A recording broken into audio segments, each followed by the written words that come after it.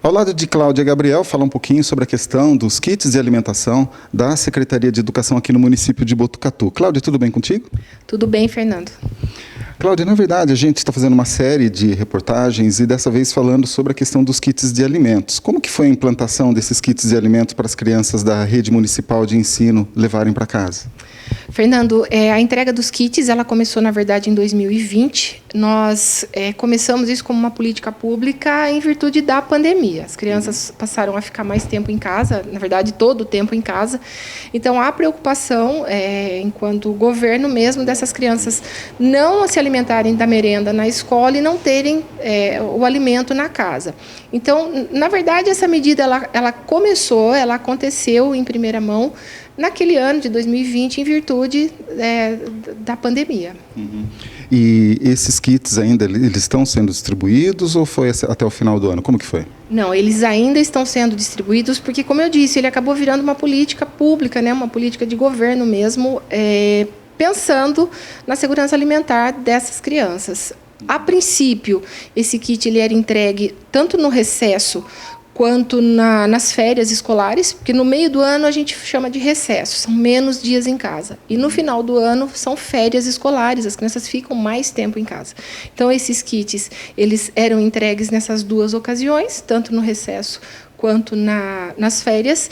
E, a partir do ano passado, nós chegamos num consenso que os tempos, graças a Deus, são outros, melhoraram, né? Melhorou bastante para todo mundo, então a gente passou a fazer a entrega apenas no final do ano, onde as crianças ficam, de fato, mais tempo em casa. Então, no meio do ano eles não recebem, mas no final do ano a gente ainda contempla as famílias com esse kit. É só no final do ano ou, de repente, nas férias do meio do ano também? Como que funciona? Como eu disse para você, o recesso, a gente chama de recesso esse período no meio do ano, que são de 2 semanas, né? E as férias escolares, ela é caracterizada pelo mês todinho de janeiro e ainda alguns dias de fevereiro, então são as férias mesmo, a criança ela fica mais tempo em casa.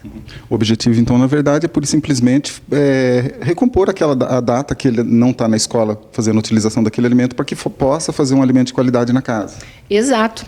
Naquela ocasião, Fernando, eu era secretária adjunta e a gente lembra que a gente pensou várias medidas, né? Das crianças irem para a escola se alimentar, de entregar o item para que a família preparasse em casa, e a melhor maneira que a gente encontrou foi a entrega do kit, porque muitas crianças acabam não vindo para a escola, a mãe não vai se abalar, né, da casa para a escola para levar a criança para garantir ali uma refeição balanceada, por isso então da entrega dos kits.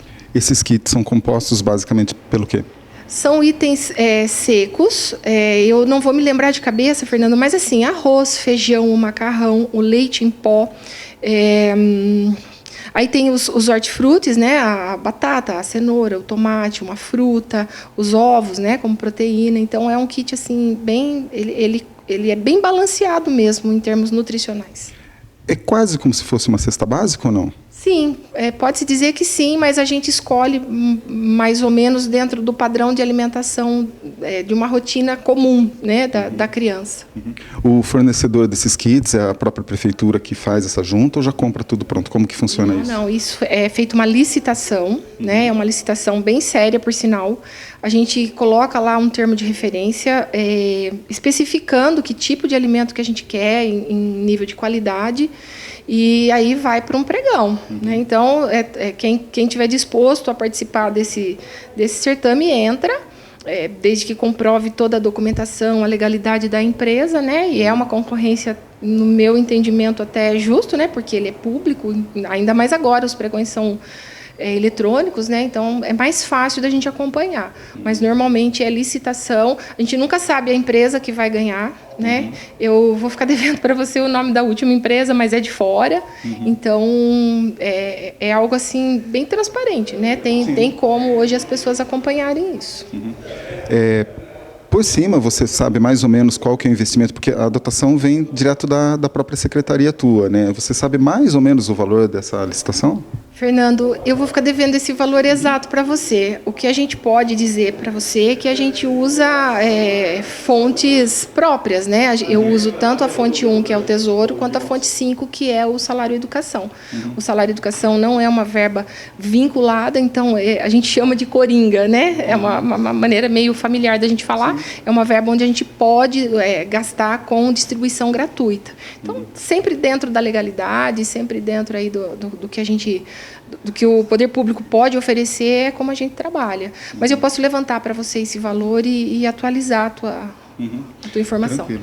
Com relação, por exemplo, existe uma lei, a de número 4.464 de 2003, que ela versa a respeito de alguns critérios sobre essa questão de alimentação. Foi observado isso na licitação? Em todas as licitações, Fernando, a gente faz, como eu falei para você, a gente faz um termo de referência onde a gente especifica para a empresa o que a gente quer comprar, o que a gente pode comprar. Então, é sabido, sim, que existe legislação que direciona, não no sentido da gente direcionar a compra, mas a escolha, né, daquilo que pode ou não ser comprado.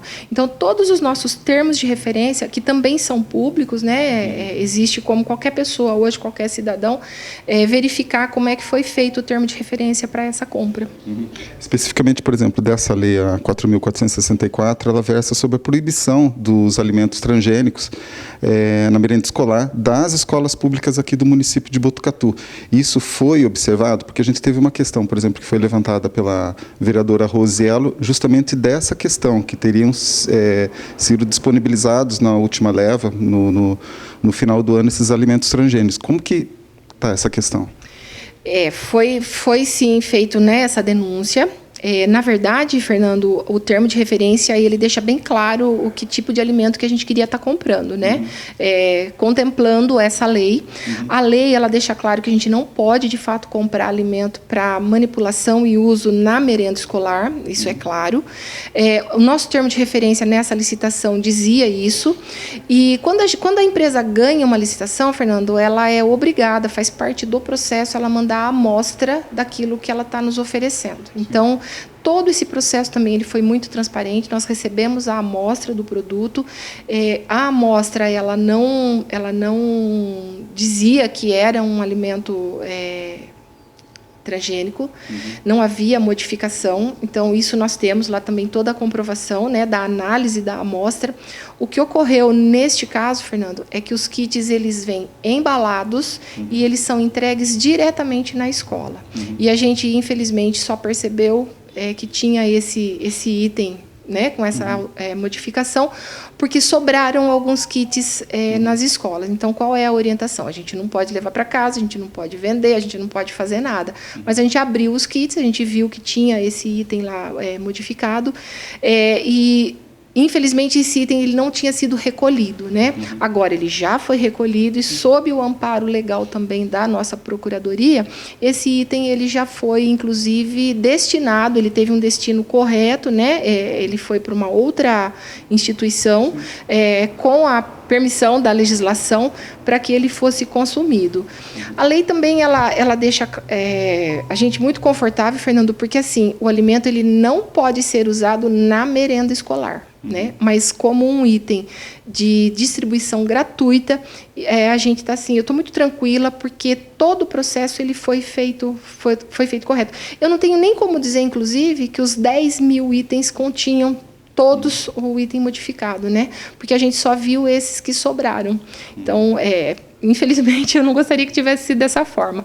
Mas, ainda assim, a legislação nos ampara, né, no sentido de que esse alimento ele não foi consumido dentro das escolas. Tá, a partir do momento que vocês detectaram esse tipo de problema, vocês chegaram a comunicar à empresa? Como que foi essa, não renegociação, né, mas essa observação com eles? Sim, a gente já está vendo junto, porque a gente sempre se respalda legalmente, né, Fernando? Então, assim, existe todo um processo, eu tenho fiscais de contrato, né, da gente estar fazendo esse procedimento agora, começa por uma notificação, né, existe todo um trajeto a ser seguido agora para a gente resolver esse problema, né? Mas no tocante a consumo, a própria legislação ela nos ampara nesse sentido.